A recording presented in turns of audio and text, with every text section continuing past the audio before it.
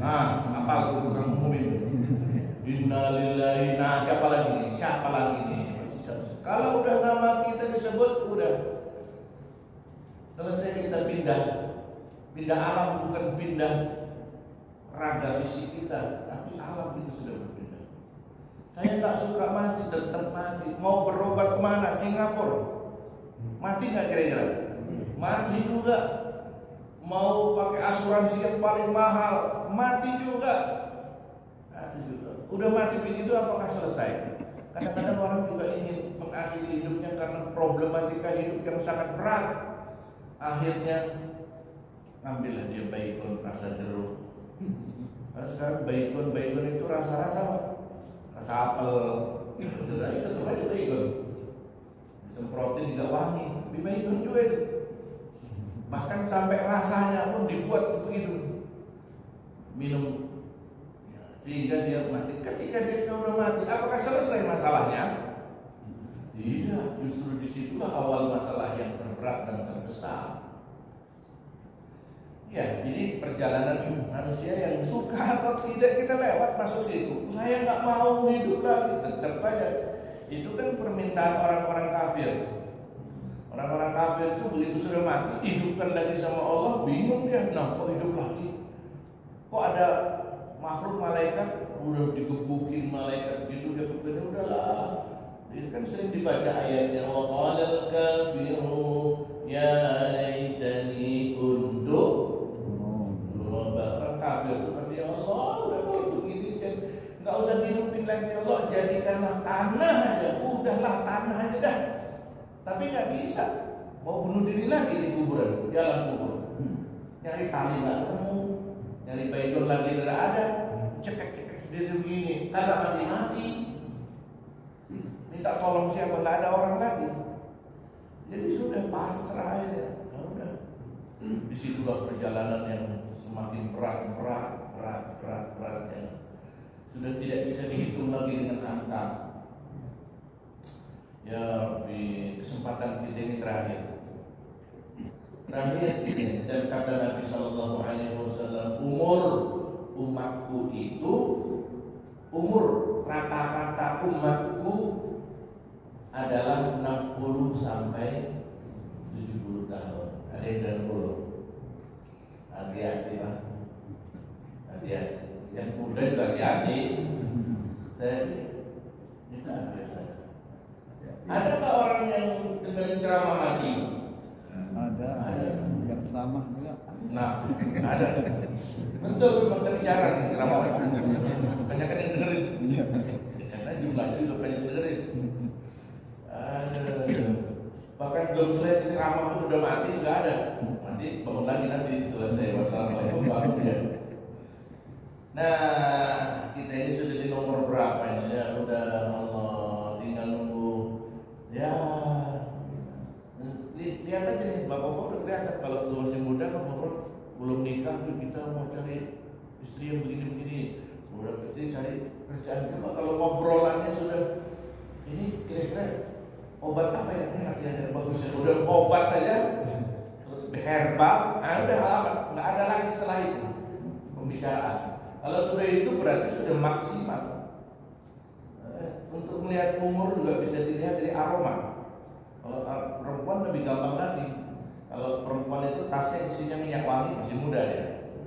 Kalau minyak kayu putih udah punya anak deh, punya anak 2, 3. Kalau tasnya isinya minyak gosok, minyak urut, nah itu udah ada 5 bulan ke atas. Cek aja tasnya, apa minyak apa yang ada di situ. Baik.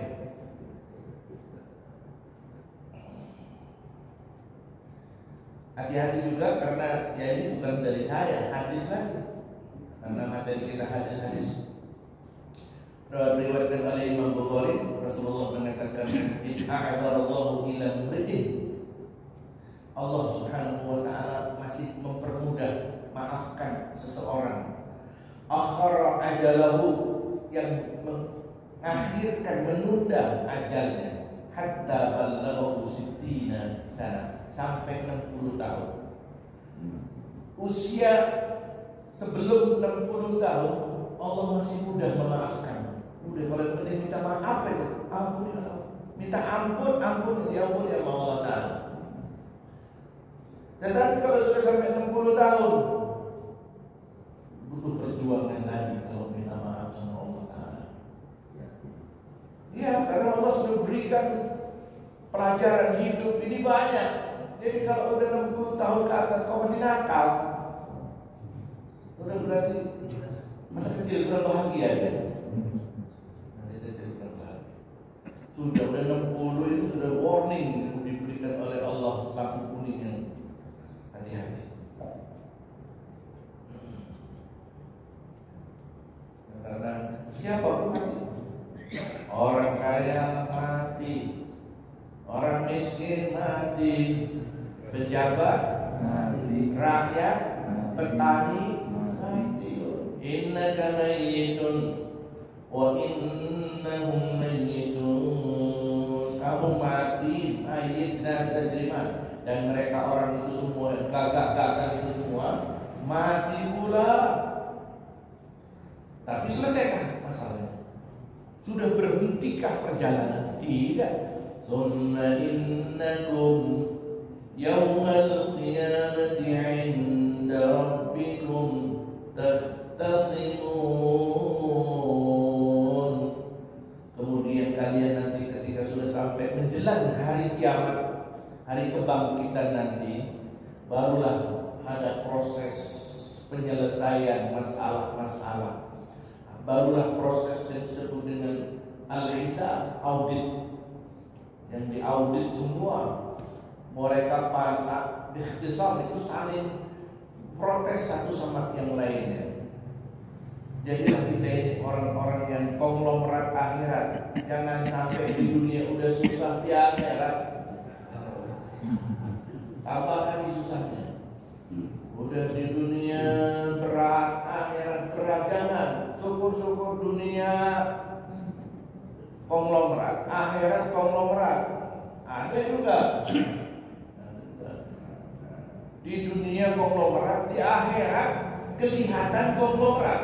Ada yang kata Nabi Sallallahu Alaihi Wasallam, penampakannya konglomerat, tetapi muflis atau bangkrut oleh Allah Ta'ala. Ini juga waspada. Kelihatannya amal solehnya banyak, ibadahnya banyak, bekalnya banyak, benar, pede banget dia di akhirat, tabungannya banyak di akhirat, karena sholatnya jojong, wajib sunnah, puasanya tak pernah kelewatan, tak pernah bolong-bolong, zakat, puasa, haji, infak, sedekahnya, umroh, wah, udah nggak bisa terhitung lagi.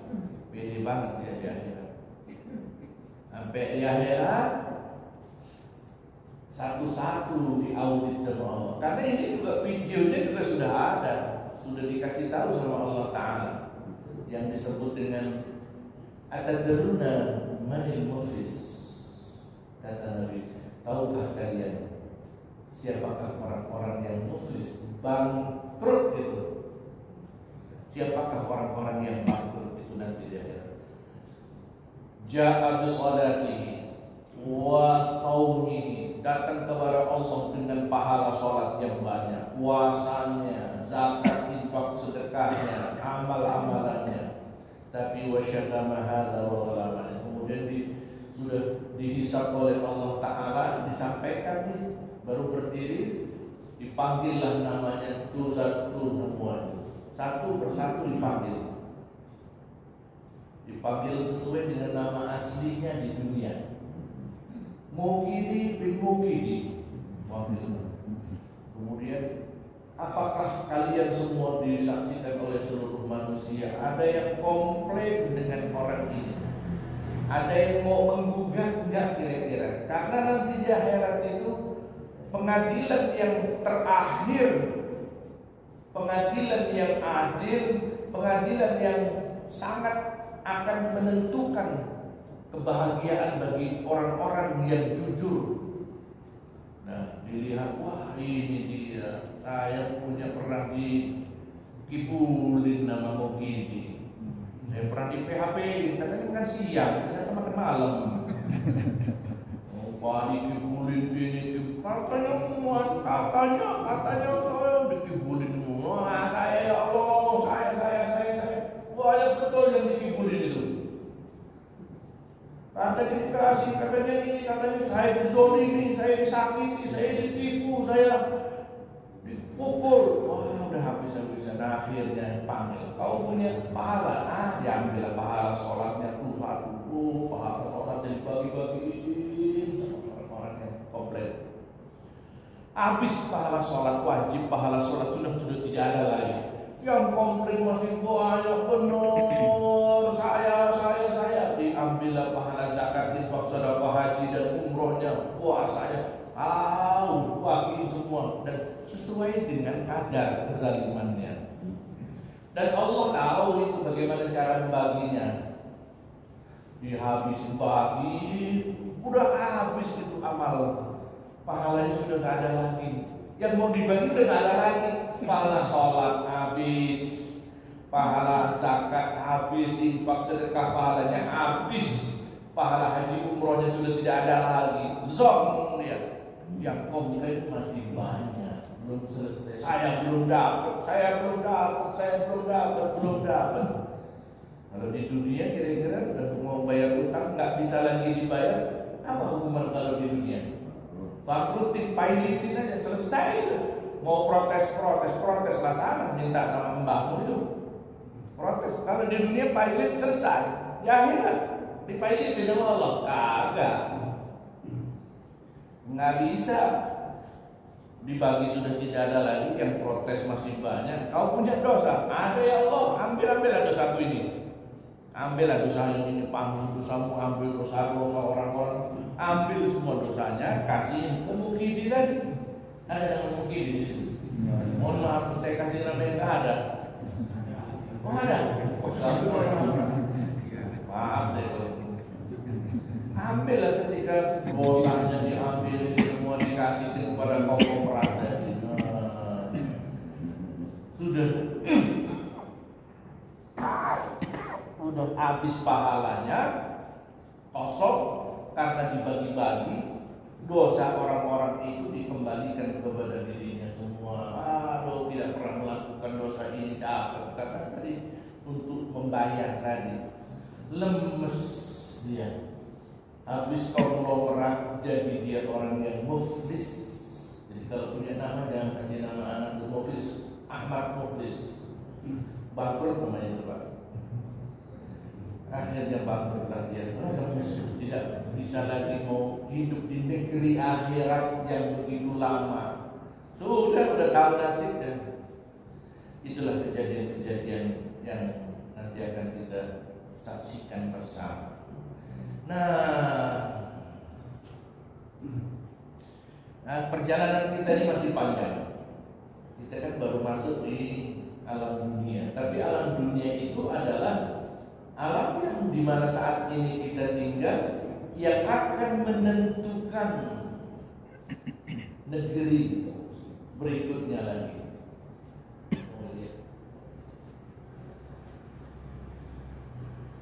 Akan menentukan perjalanan yang berikutnya. Apakah akan beruntung kita atau tidak?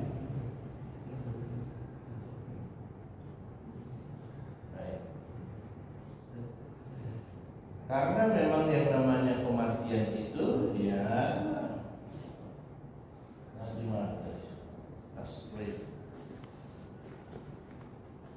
kita di dunia sudah dikasih tahu cuma 60 sampai 70 tahun.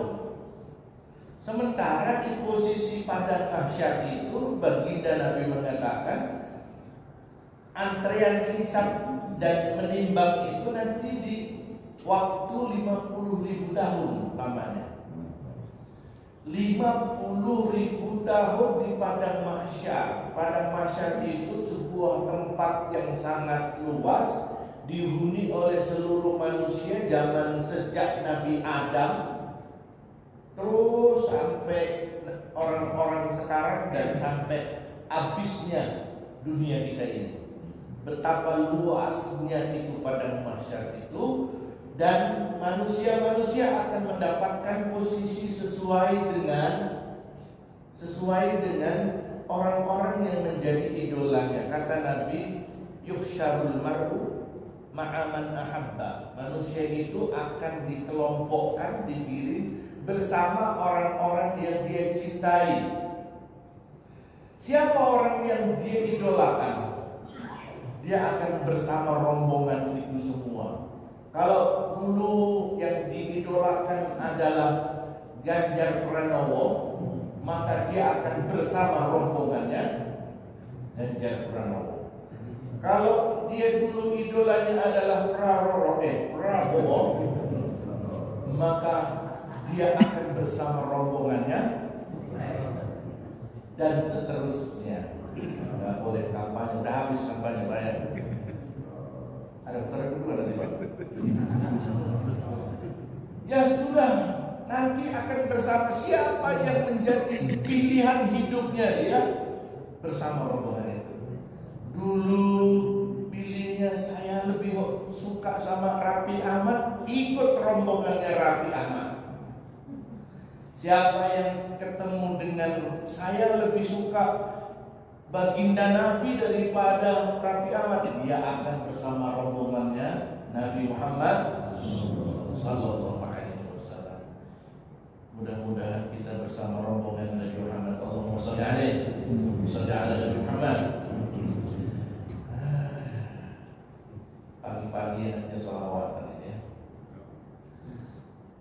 Bentar aja, sebentar juga. Allahumma salli ala sayyidina Muhammadin tibbil qulubi wa dawaiha wa afiyatin abdani wa shifaiha wa nuril absar wa ضيائها وعلى آله وصحبه وسلم. صلوا على النبي محمد. Ya Allah, Rabbi, karena di akhirat itu ada orang yang menduduki tempat VIP kelas. Ya. Ada VIP juga. Ada yang posisinya eksekutif, ada yang ekonomi. Jadi selanjutnya tidak ada. Dari eksekutif langsung ke ekonomi.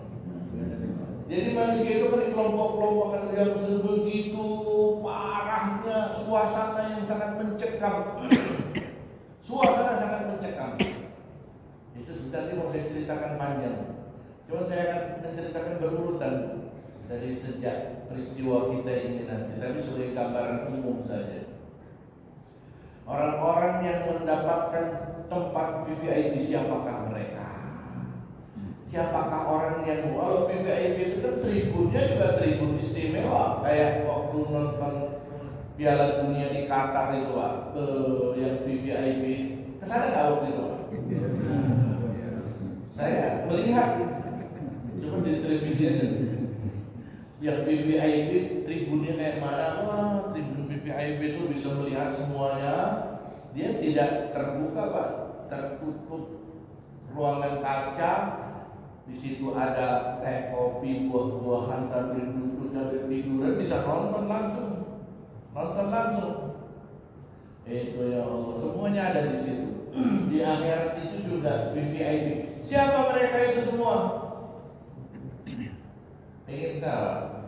Masya Allah, pengen, tapi ya ada caranya. Nah sekarang masih bisa mencari. Mereka itu adalah yang pertama, minan nabiyyin was-siddiqin wasyuhada'i was-salihin. Udah rombongannya Nabi di sana itu.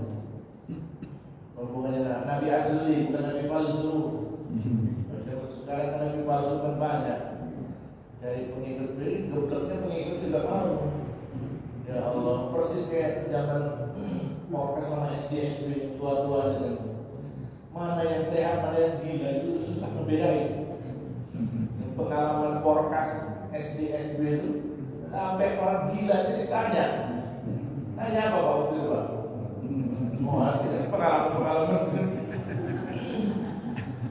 Orang gila ditanya nomor berapa?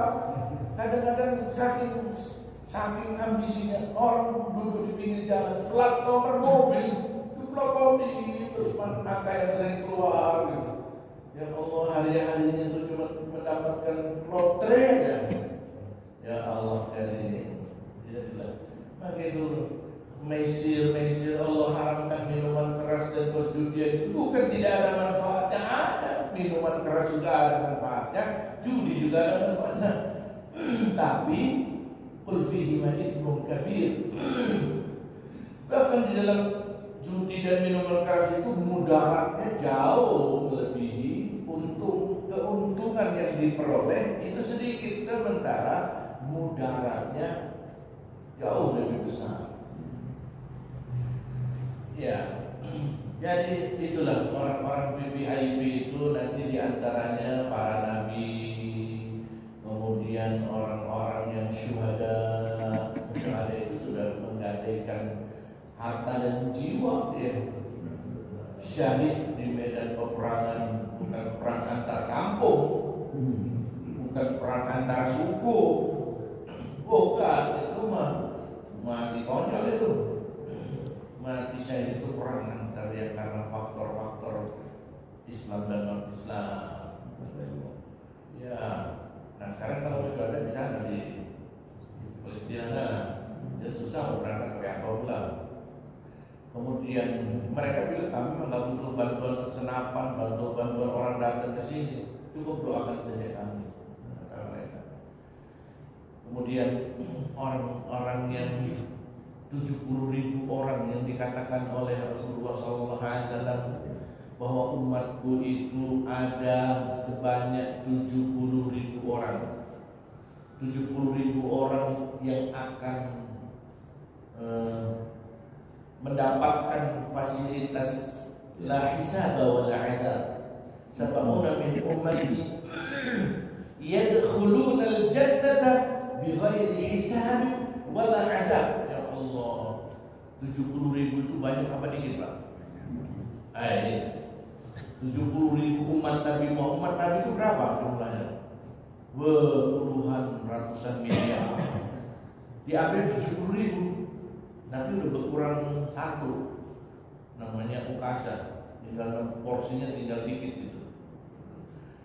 70.000 umat Nabi Muhammad yang akan masuk surga bighairi hisabin wala adab, nggak pakai disiksa-siksa di alam kubur, langsung dia nggak pakai ditanya-tanya karena sudah punya kartu pas ya. Di akhirat nggak pakai dipanggil lagi oleh Allah Taala mukidi bin mukidi, nggak ditanya lagi, udah langsung tol jalannya. 70.000 orang ini, inginkah kita ada di dalam 70.000 ini? Amin insyaallah. Tapi syaratnya ada. Kalau kira-kira di rumah kita ada kupu-kupu, itu tandanya apa? Aku nggak masuk berarti, nggak masuk 70.000 orang itu. Kemudian ya kadang-kadang kalau sudah mempercayai mitos nggak masuk ke telinga kejutan, sebelah kanan kejutan. Nah, ada apa ini? Tanyalah ke Bahdar Mogandul atau Mujarobat, atau kata orang kita, nah itu kanan itu nanti kau bakal rezeki tuh, nah nggak masuk. Sudah kehilangan motor, nanya ke orang pinter apa ini? Nah, percaya pula, dapat pula, dikasih tahu motor minimasi belum keluar dari Lampung ke arah timur. Emang lari ke sana timur emang. Cuman di mana kita nggak tahu. Percaya kepada info-info kayak gini, nggak masuk 70.000. Anak muda sekarang percaya dengan siu apa? Nggak masuk. Sio ini, sio itu, bintang Virgo, bintang Aquarius, bintang kecil, bintang sudah gak masuk. Alladzina, kata Nabi, mereka itu yang 70.000 itu bukan orang yang ahli-ahli ibadah, bukan orang-orang yang wa'alallahi yatawakkalun, tingkat tawakalnya kepada Allah tinggi sekali. Hujan-hujan, kemudian ada foto yang jatuh, nah ini nih, ada yang mati nih. Ada yang mati, ada gagak, burung gagak di atas rumah, nah ada yang mati. Emang ada yang mati, tiap hari ada yang mati, ada yang lahir. Gitu. Kadang-kadang klakson driver-driver ini, kalau lewat di jembatan-jembatan malam-malam klakson. Maksudnya apa itu? Minta izin numpang lewat. Yang percaya telolet, nggak masuk. Bah izin bah mau lewat bah, mbahnya siapa? Untung dia diem aja. Coba mbahnya jawab, oh ya nak lewat tanah. Ya udah, kalau ngelakson kendaraan sih boleh nggak ngelakson kendaraan di jembatan? Boleh, siapa yang larang? Tidak ada larangan. Tetapi ngelakson dengan niat atau motivasi tertentu yang konon kata konon dipercaya. Kata nenek moyang, neneknya siapa? Nenek moyang nenek gak ketemu juga, percaya sama keyakinan itu, maka gak masuk. Berat, bukan ringan itu. Kemudian kalau lagi ada hajatan di Genteng itu ada segitiga pengaman. Nah, untuk apa itu? Supaya enggak hujan, nggak masuk lewat. Coba cek yang hajatan. Oh, ada pengaman itu, segitiga pengaman. Kalau sebenarnya sih boleh-boleh aja ngejemur segitiga pengaman di Genteng, boleh nggak Pak? Boleh, siapa yang larang? Tapi ngejemur dengan maksud biar hujan nggak turun di situ, begitu dilihat sama malaikat, nah kawat ini malaikat takut apa sama segitiga itu? Nggak takut, mah kecil lah proyeknya. Nah, nggak takut sama yang kayak gitu. Percaya itu nggak? Kan kita ikhtiar, bukan itu namanya ikhtiar. Apalagi memanggil si Rara itu pawang hujan. Apa pula nih pawang? Dari mana nih pawang? Ini presiden kayak forecast dan SDSB susah bedain mana yang waras dan mana yang gila sekarang. Ya, bahkan tipu yang tukang tipu yang memang seneng nipu, yang ditipu kadang-kadang melihat pejabat, yang profesor, yang doktor, yang ketipu sama Kanjeng Dimas itu berapa orang itu? Kanjeng Dimas yang masuk begini, keluar duitnya, itu banyak yang ketipu. Ada di sini yang kenal. Oh Allah, jadi percaya itu yang jenderal juga ada, akademisi juga ada, petani lebih banyak lagi. Ya Allah, percaya kayak gitu menggandakan uang. Oh, kalau BI nggak laku itu. Menggandakan uang, kemudian percaya dengan kadang-kadang ditipu ustaz juga kadang-kadang sekarang nipu. Dulu nama dukun itu udah jelek namanya, perdukunan namanya kan. Di sini orang nggak modal tidak dukun. Dukun yang sah dalam agama itu cuma dukun bayi dan dukun urut.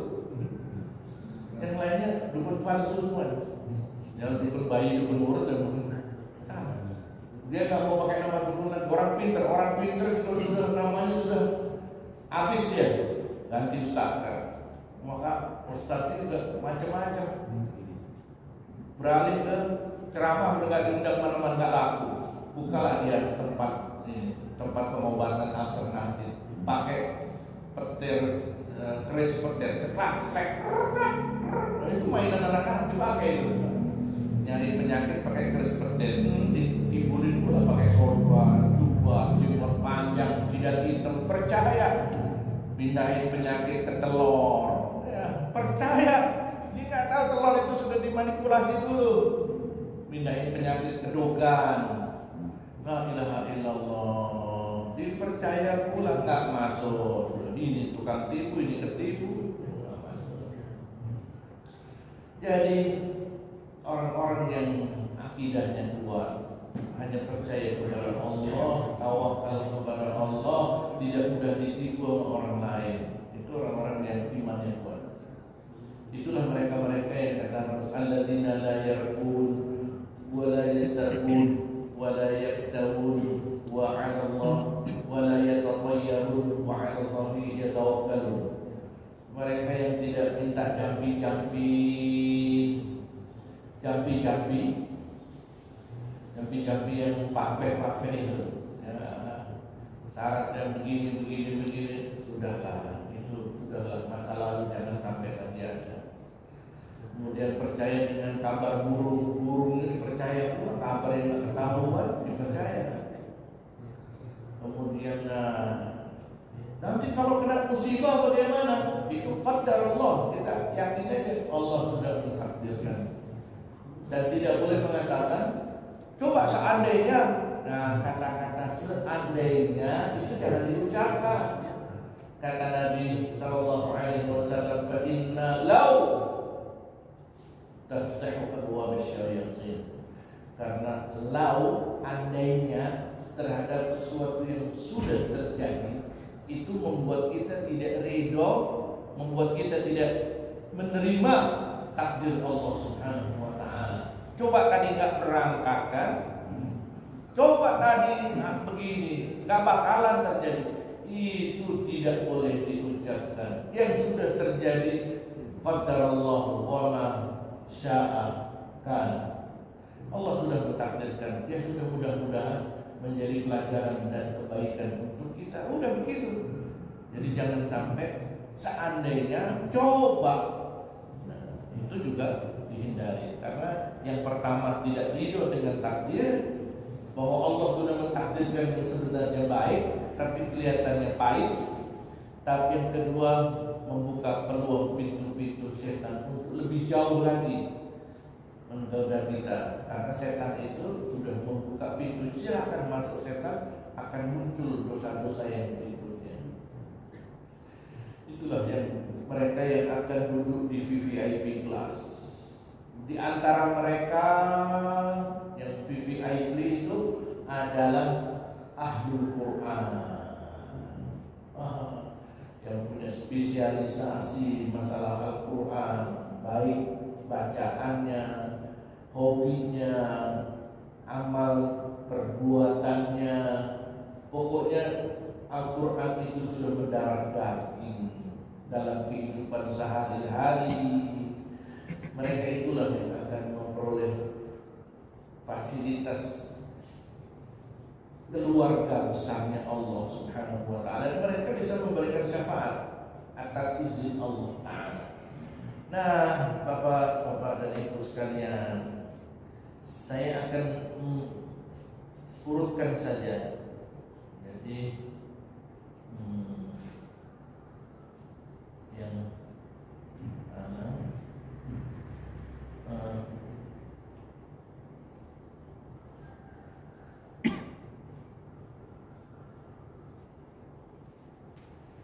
kemana ruh kita ini setelah diambil oleh Allah Ta'ala. Nah, jadi begini, kita ini ada jasmani, ada rohani. Kita di dalam diri kita ini ada sesuatu yang tidak bisa dilihat oleh kasat mata, yaitu ruh, dan itu misteri. Ketika sahabat Nabi bertanya, yas'alunaka 'anil ruh, di dalam Al-Quran Allah bercerita bahwa orang-orang bertanya, ruh itu apa sih? Maka Allah menjawab, qulir ruhu min amri rabbi. Katakanlah Muhammad bahwa ruh itu bukan urusan manusia lagi, itu urusan Allah Ta'ala. Orang kalau meninggal dunia, itu yang hilang apanya? Ruhnya. Hidungnya masih, telinganya masih, semuanya masih, ruhnya yang hilang.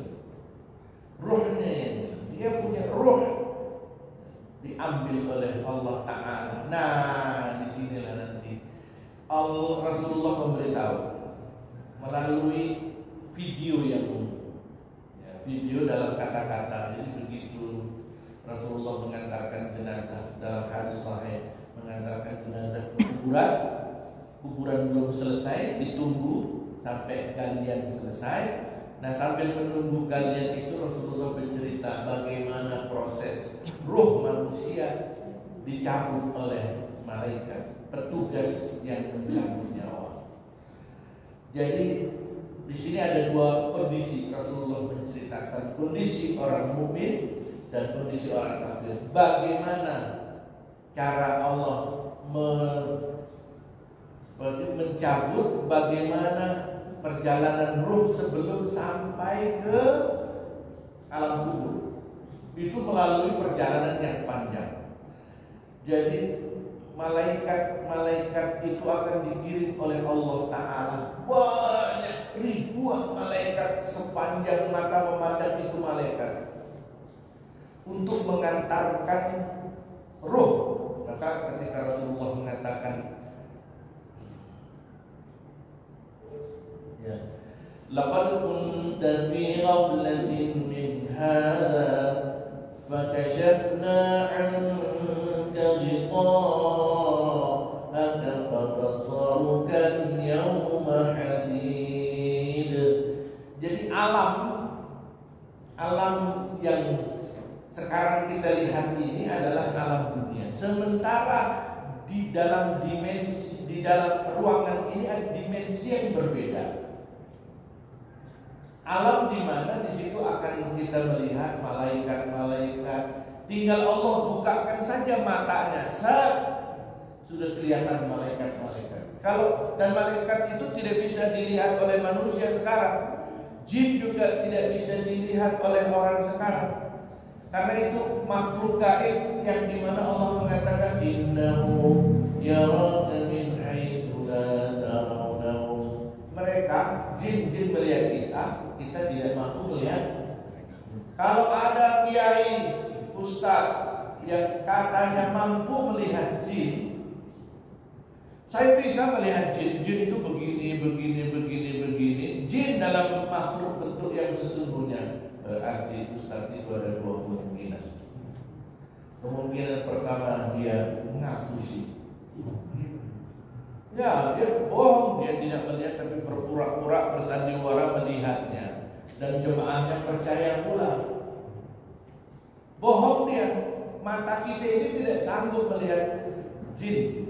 Allah yang mengatakan, masa mau dibantah? Ustaz, saya benar melihat, betul itu begini bentuknya. Berarti kemungkinan kedua apa? Dia nggak ngaku sih betul memang melihat. Berarti dia lupa minum obat. Tolong diingatkan obatnya. Bahwa dia belum minum obat.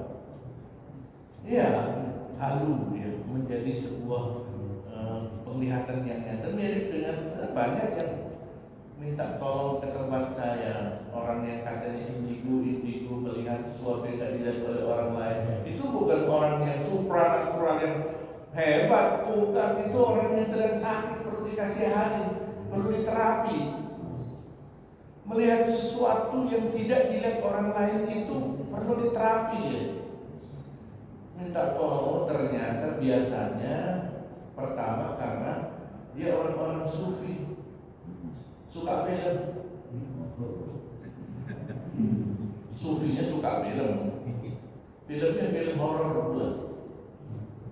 Terus film horor itu daun pisang aja gerak-gerak, diingatkan.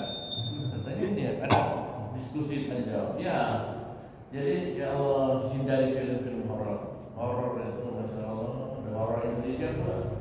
Kesian saya sama setan yang di Indonesia. Kalau ketemu kalau suruh pindah ke Eropa ya. Setan di Indonesia ini kan udah wajahnya cakep apa jelek? Setan di Indonesia mana yang cakep? Bajunya numpang camping, baunya alhamdulillah, tinggalnya Rumahnya di mana setan-setan di Indonesia? Kadang-kadang mirip dengan bangsanya. Coba setan di luar negeri Eropa sana, pakaiannya jas, pakai make upan itu, tinggalnya di hotel. Kamar berapa? 14 13. Nah, apa itu? Di sini tinggal di kuburan, pohon sagu. Aduh, ada pindah di sini. Jadi kata saya dibuka pertanyaan. Silakan, ini belum mulai saya sebenarnya ngomong. Belum mulai, tapi saya punya pertanyaan dulu aja. Bukan saya tidak diundang lagi, saya bukan lagi panggilan. Ya, silakan ditanya kalau nggak ada saya. Ya, silakan.